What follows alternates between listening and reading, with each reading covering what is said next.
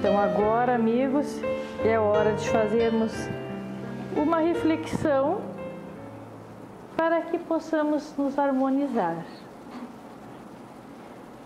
É uma reflexão do Espírito Meimei,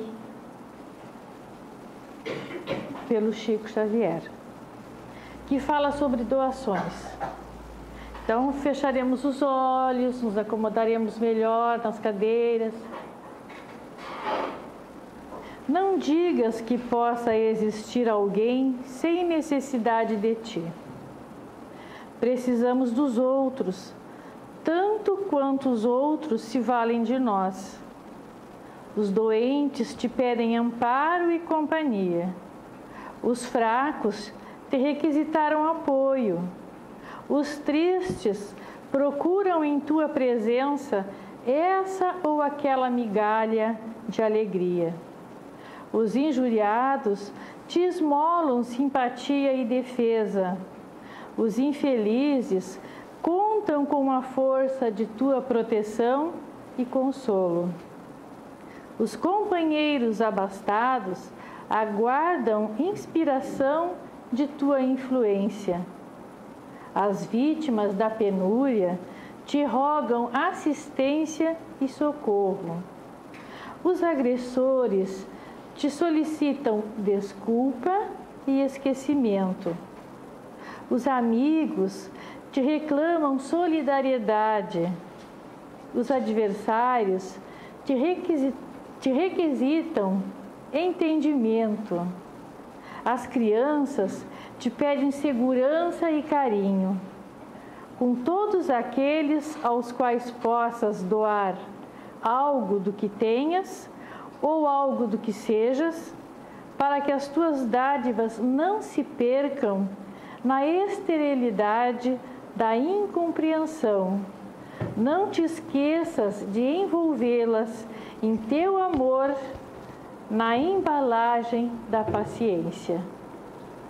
Amigos, a nossa exposição de hoje está a cargo da nossa amiga Carla. Obrigada. Boa tarde a todos.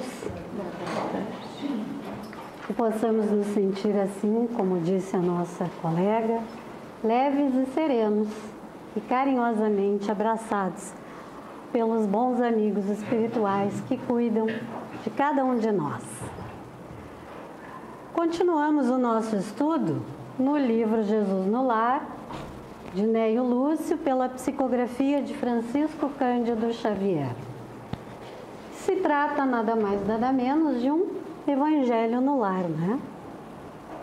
E esse evangelho continuava assim com muita alegria naquela conversação entre amigos na casa de Simão Pedro, quando Jesus começa a narrar um fato, contar-lhes uma história, que na cidade de Nínive, um certo homem de um elevado grau espiritual estava sendo cogitada a possibilidade pelos arcanjos do Senhor, ante aos grandes elogios que ele recebia, que ele tivesse um alto cargo no céu. Então, o que ficou determinado? Deus ouviu a narrativa daqueles arcanjos e determinou o seguinte: vamos fazer o teste final.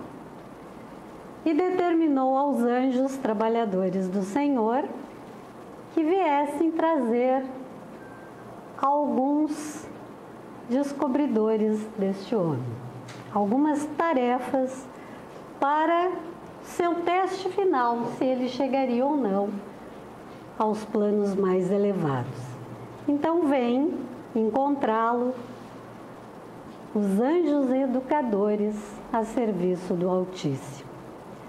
4 rudes descobridores de homens santificados. A necessidade, o dinheiro, o poder e a cólera desceram cada qual a seu tempo para efetuarem as provas indispensáveis. E assim foi feito. Chegou então a dona necessidade. chegou, instalou-se na vida deste candidato, deixando passar pelas mais duras privações, por todas as doenças possíveis e até mesmo sendo afastado do convívio dos seus entes queridos, né? Porque é sempre assim, né? Quando está tudo muito bem, estamos com todos ao redor.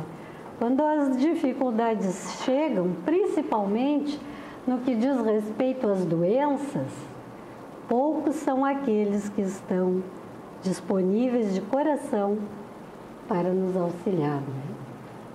Mas ele, resignado, crente em Deus, fiel aos seus ensinamentos, conseguiu passar pela prova da necessidade. Então, veio a outra prova. O dinheiro chegou na sua vida e ele foi abastado de todas as formas. Mesa farta, recursos em abundância. Uma vida além daquilo que muitos de nós conseguem imaginar ou pensar em ter em um processo de reencarnação. Mas sabedor e conhecedor da caridade, ele então usou desse dinheiro de maneira digna e conseguiu distribuir esse dinheiro nas obras do bem, construindo em favor do seu próximo, fazendo um bom uso desse dinheiro, passando assim, sendo aprovado por mais esta prova que era o dinheiro. Faltavam duas. Chegou então a vez do poder. Quantos de nós sonham, né, com o poder? Porque nós gostamos de julgar quem está no poder, mas nós não nos colocamos no local de quem está lá. Mas ele era um homem que tinha consciência dos planos de Deus e sabia que tudo na vida era temporário. Inteligente, soube conduzir o poder, orientar, educar na tarefa do bem aqueles que estavam sob o seu comando. Ele soube conduzir o poder, sem se deixar elevar por isso. Apenas compartilhou dos seus ensinamentos, orientando, disciplinando, sob a lei do Evangelho, aqueles que estavam sob as suas ordens. Passou pela prova do poder. Necessidade, o dinheiro, o poder. E aí então chegou a vez da cólera. A cólera se revestiu de críticas duras através de digamos assim, de um servo ignorante, de alguém que não tinha um certo esclarecimento, mas que conhecia algumas falhas, embora verdadeiras, alguns vícios, né? Algumas manias, digamos assim, erros daquele candidato ao céu, e foi implacável. Tornou aqueles seus erros, aquelas suas falhas, de uma maneira pública. Maculou a sua imagem, a sua dignidade ante as pessoas e os familiares. E o devoto sucumbiu à cólera. Ele simplesmente se enfureceu e destilou todo o seu veneno. Usou da fala do verbo para desmerecer aquele que estava lhe ofendendo. Perdeu completamente o controle e a serenidade. Ofendeu bem mais do que foi ofendido. Familiares, amigos, e ali ele colocou fora toda a sua obra, todo o seu projeto, porque se deixou enfurecer, não soube oferecer a outra face. Quantos de nós reagiríamos diferente? A cólera tem um item específico dedicado a ela, no Evangelho segundo o Espiritismo, no capítulo 9, que trata dos bem-aventurados, os brandos e pacíficos. Pelo espírito de Hahnemann, a mensagem de Paris em 1863. E ela está diretamente ligada ao orgulho. E ele nos diz assim: o orgulho vos induz a julgar-vos mais do que sois, a não suportardes uma comparação que vos possa rebaixar, a vos considerardes, ao contrário, tão acima dos vossos irmãos, quer em espírito, quer em posição social, quer mesmo em vantagens pessoais, que o menor paralelo vos irrita e aborrece. Que sucede então? Entregai-vos à cólera. Pesquisai a origem desses acessos de demência passageira que vos assemelham ao bruto, fazendo-vos perder o sangue frio e a razão. Pesquisai e quase sempre deparareis com o orgulho ferido. Quantos de nós não? Ou todos nós, quem sabe? Hahnemann, na sequência do texto, quem desejar ler se encontra no Evangelho segundo o Espiritismo, ele continua falando sobre esse orgulho ferido, que ele se apresenta nas nossas impaciências diárias, nas pequenas coisas, e que nós não deixamos passar. Temos sempre aquele verbo ofensível, aquela reação quase de demência, como ele diz no texto.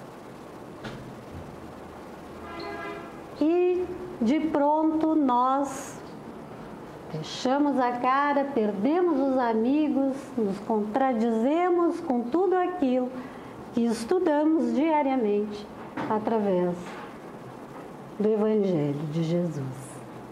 Estamos sempre prontos para dar a nossa palavra de ofensa, né? E aí nós caímos naquela lei lá de trás, de anos atrás, olho por olho, dente por dente.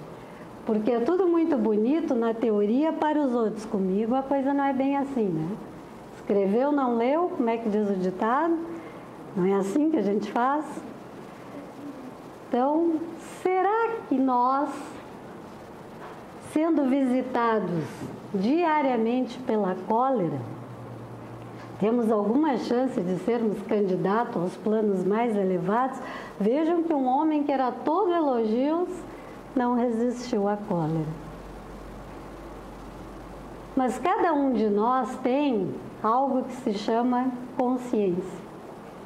Então, nós não precisamos aqui citar exemplos do nosso mal agir. Basta que a gente faça uma reflexão.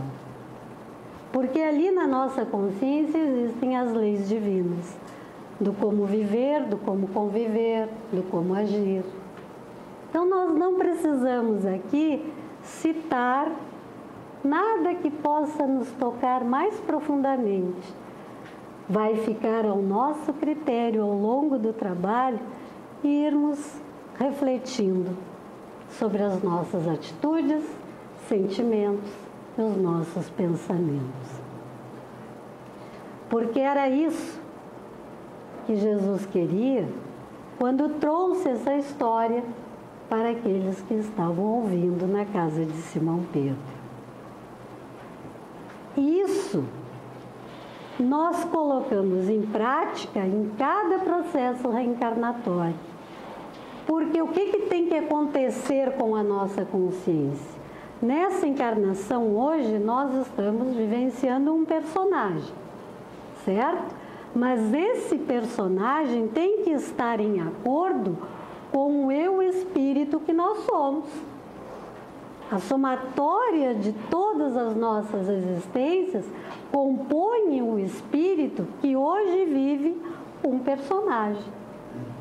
Então eu sei o que eu preciso, estando aqui nessa encarnação, fazer para que esse espírito possa evoluir e se melhorar. Se eu for visitado pelo poder, pela necessidade, pelo dinheiro, pela cólera, eu tenho na minha consciência os métodos de como agir. Então, sempre nos será dado conforme as nossas obras em cada processo reencarnatório. Por isso, a necessidade de nós prestarmos atenção na nossa consciência. Eu vou agir, então eu me questiono. O que eu pretendo com esta ação?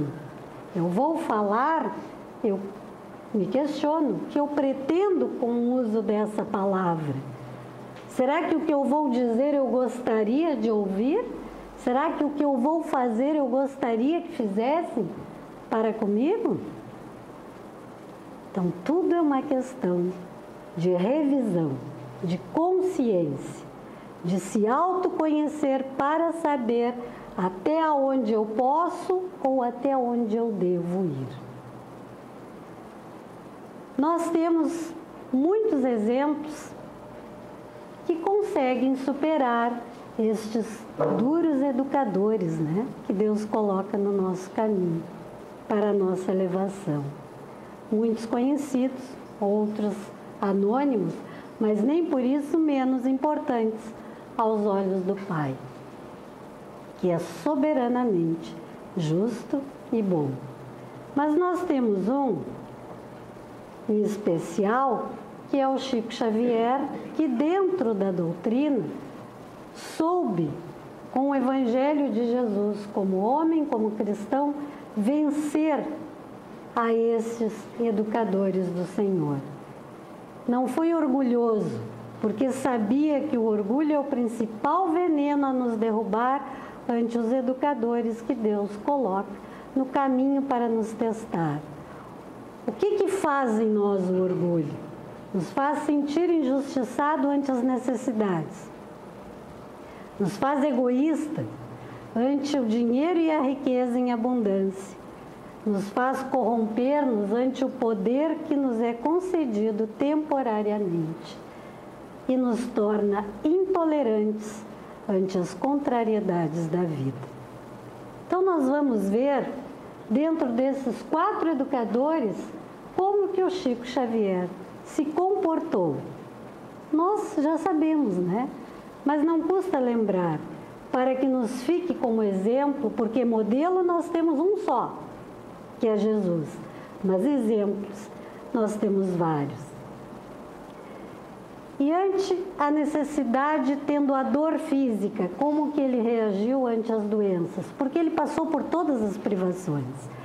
E no livro Chico Xavier, Lembrança de Grandes Lições, do César Carneiro de Souza, ele conta que certa vez, Chico, lá por volta do ano 2000, pouco antes de desencarnar, estava junto com o grupo da Casa da Prece, estavam trabalhando e ele ali, com uma certa expressão de dor, quando alguém perguntou para ele: Chico, você sente dores?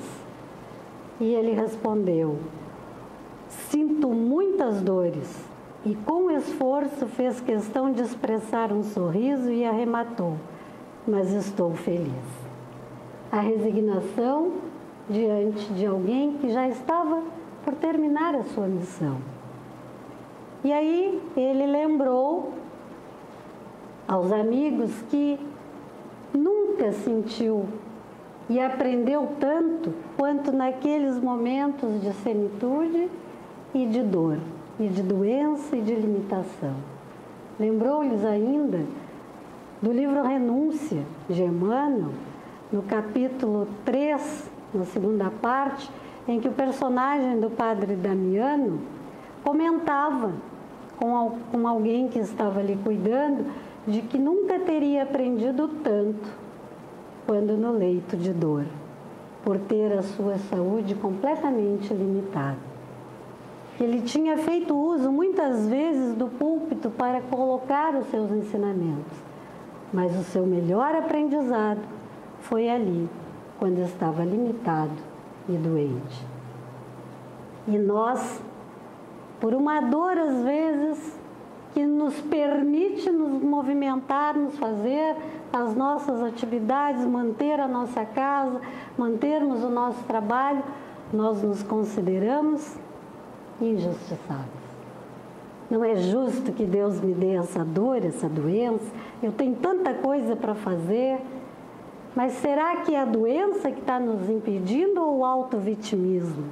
Ou aquela coisa de que eu sou a vítima da hora, então eu não posso fazer nada, estou cheio de dor e me exigem tanto, não é assim? Vamos ver como que ele reagiu ante ao dinheiro. Emmanuel costumava dizer a ele que mais valia a pena lhe faltar 1 milhão do que lhe sobrar 1 centavo. E sobre o dinheiro ele dizia assim: partirei desta vida sem 1 níquel sequer. Tudo que venho a mim em matéria de dinheiro simplesmente passou por minhas mãos. Graças a Deus, a minha aposentadoria dá para os meus remédios. Roupas, os amigos, quando acham que eu estou mal vestido, me dão. Sapatos, eu custo a gastar um par. Em casa, a comida é simples.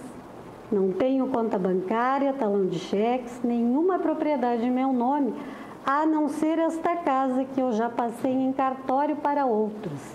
Tenho apenas o seu usufruto. Nunca tive carros, nem mesmo uma carroça. De modo que, neste sentido, nada vai me pesar na consciência. Fiz o que pude pelos meus familiares. Se não fiz mais, é porque mais eu não podia fazer. Nunca contei o dinheiro que trazia no bolso, mesmo aquele que alguns amigos generosos colocavam no meu paletó. E isso é relato de todos que conviveram com ele. Tudo que ele ganhava nesta mão, ele doava com essa. Ele não ficava com nada que era dado a ele, por gratidão das pessoas, às vezes até na tentativa de ajudá-lo, mas ele recebia aqui e doava ali, porque ele sabia que tinha sempre alguém que precisava muito mais do que ele. Sabe o que ele guardava? Medalhinhas que as pessoas, às vezes, mães principalmente, que recebiam as mensagens dos filhos, levavam a ele. Então ele costumava pegar aquelas medalhinhas e guardava do lado de dentro do paletó, assim, ali ele guardava junto ao peito aquelas medalhinhas. Era uma simbologia pela gratidão que ele tinha. Porque naquela medalhinha provavelmente era a imagem da Virgem Maria, da Nossa Senhora, de Jesus, essas medalhinhas que nós conhecemos com os santos, né? E as pessoas levavam. E ele sabia que aqueles espíritos estavam auxiliando aquela dor daqueles corações sofridos pela perda de um ente querido e também o auxiliavam na tarefa de consolar essas pessoas. E nós temos tanto apego, né, ao dinheiro, está sempre nos faltando. Será que ele nos falta ou nós gastamos mais do que necessitamos? Vamos ver o seu posicionamento ante o poder. No livro do Marcel Souto-Maior, sobre as vidas de Chico Xavier, há uma passagem que ele diz que quando diziam a ele assim: Chico, tu és um enviado de Deus. E ele dizia: não, eu sou uma besta apenas que carrega os documentos dos espíritos. Tu és um iluminado. E ele dizia: nada disso, eu sou a tomada que liga um mundo ao outro. Tu és um apóstolo. E ele dizia: não, eu sou o cisco Xavier. E nós estamos sempre almejando o poder. O que ele dizia em relação ao poder? Se eu fosse alguém, se eu tivesse influência, se eu pudesse realizar alguma coisa em benefício da comunidade, e se eu tivesse a menor autoridade, para fazer isso eu apenas repetiria para mim mesmo e para todos os nossos irmãos em humanidade, de todas as terras, de todos os idiomas, aquelas palavras do nosso Senhor Jesus Cristo. Amai-vos uns aos outros, como eu vos amei. Era a única coisa que ele faria se fosse uma autoridade. E será que ele não amava os outros? Será que ele não contribuía para a comunidade, como ele diz aqui? Vejam a humildade, né? De quem nunca, em nenhum momento, se colocou acima de ninguém. E ante a cólera, que acabou por derrubar o personagem da nossa história, como que ele reagia? Ele costumava dizer que dói muito ser magoado, ser ofendido, mas que doía muito mais ofender ou magoar alguém. E no Evangelho de Chico Xavier, por ele mesmo, sobre ofensa e revide, ele dizia assim: não revidemos qualquer ofensa, qualquer agressão. O tempo passa, todos estamos na terra para aprender. Aprender com os nossos próprios erros. O que façamos de mal a alguém é sentença lavrada contra nós mesmos. E ante a crítica? Ninguém foi tão criticado quanto ele, e continua sendo. Por algumas pessoas ainda acham que ele é antidoutrinário, que ele era apenas um grande homem bom de coração. E diziam assim, ele, né? Quem não tem razão no que me critica, não merece resposta. Quem tem, está falando a verdade. E contra a verdade, ninguém nada pode. É o que Emmanuel tem me ensinado. Por este motivo, a vida inteira procurei ouvir em silêncio as verdades e as mentiras que têm sido ditas a meu respeito. Então, ele passou por todas as provas dos educadores do Senhor, com um único recurso, que nós muitas vezes achamos que temos, e temos bem pouquinho, que é a humildade. Ele passou pelas 4 provas, necessidade, o dinheiro, o poder e a cólera, porque ele tinha humildade. Sabia disciplinar quando era preciso, mas ele fazia com amor, com respeito. As críticas, quando chegam a nós temos que procurar fazer o que diz aqui.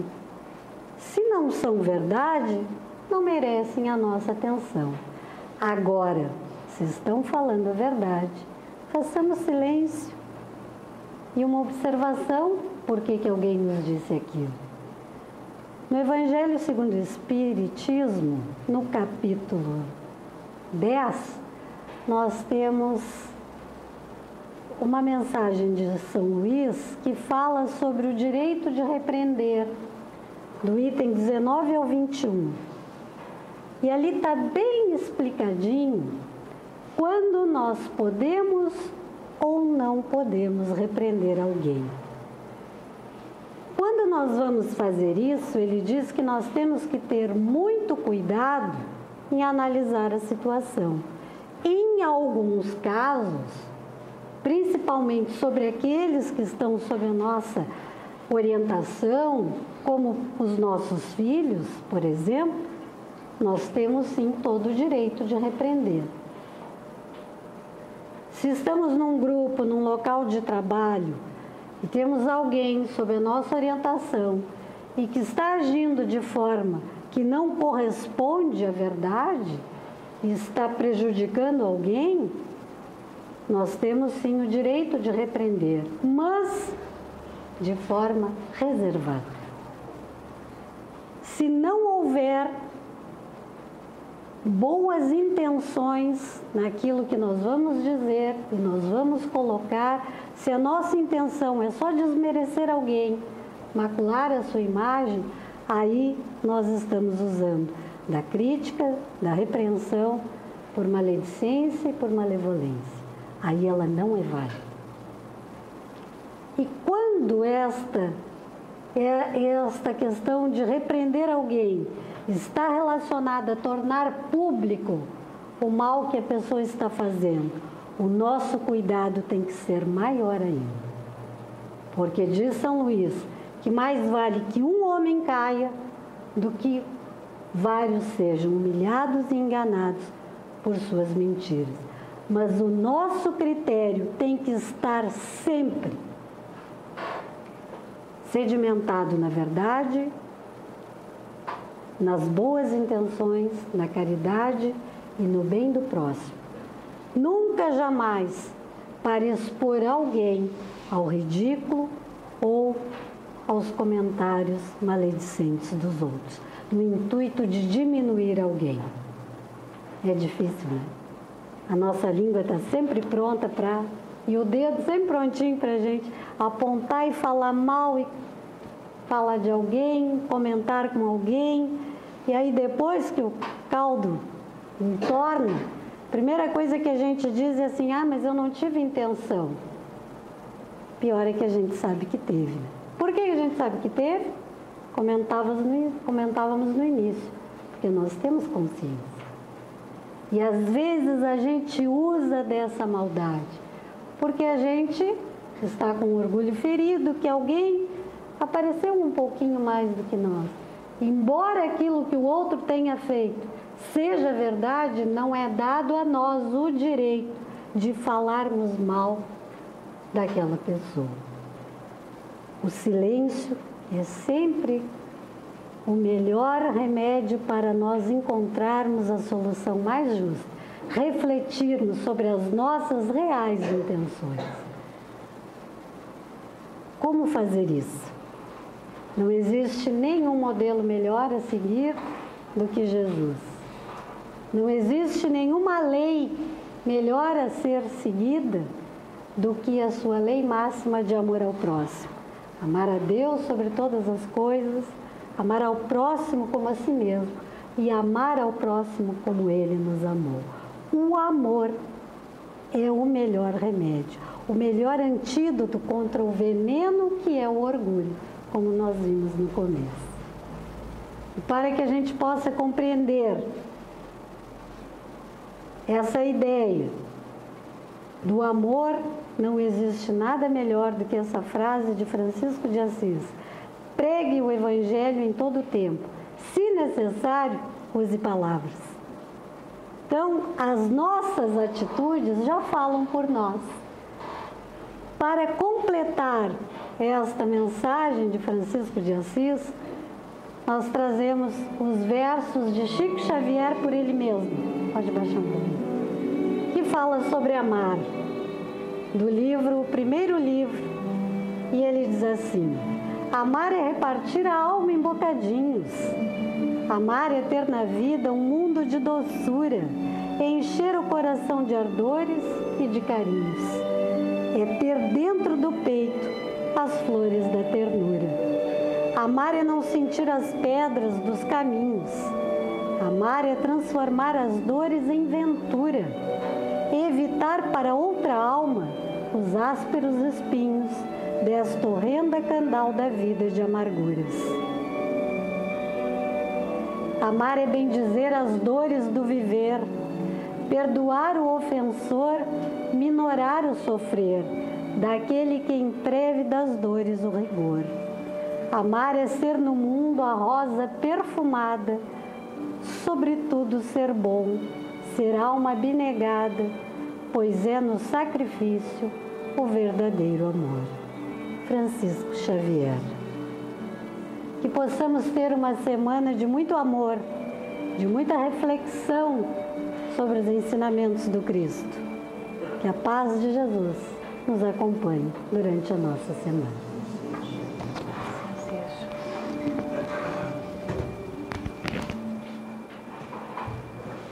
Convidamos a todos agora para orarmos por todos os encarnados e desencarnados, né, que a gente costuma colocar aqui na nossa caixinha. Ou alguém necessitando de auxílio que venha à nossa mente agora.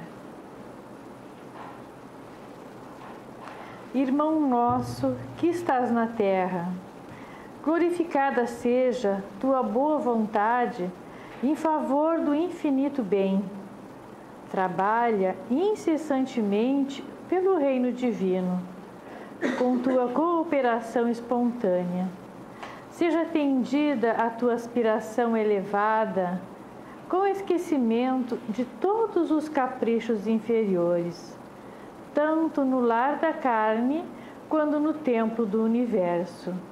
O pão nosso de cada dia, que vem do celeste celeiro, usa com respeito e divide santamente. Desculpa nossas faltas para contigo, assim como o Eterno Pai tem perdoado nossas dívidas em comum. Não permitas que a tua existência se perca pela tentação dos maus pensamentos. Livra-te dos males que procedem do próprio coração, porque te pertence agora a gloriosa oportunidade de elevação para o reino do poder, da justiça, da paz, da glória e do amor para sempre. Que assim seja.